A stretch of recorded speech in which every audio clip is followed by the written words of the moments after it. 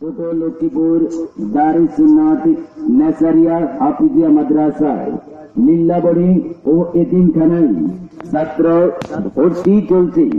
আমাদের বৈশিষ্ট্য সমূহ: নাজরানা বিভাগ ও হিফজ বিভাগে ভর্তি চলছে।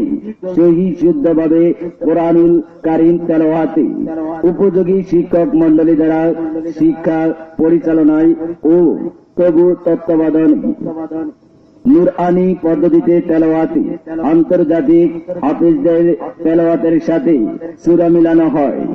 এছাড়া মনোরম পরিবেশ শিক্ষাদান ছোট লক্ষ্মীপুর দারুস সুন্নাত নেসারিয়া হাফিজিয়া মাদ্রাসা রয়েছে সর্বক্ষণ সিসি ক্যামেরা দ্বারা নিয়ন্ত্রিত।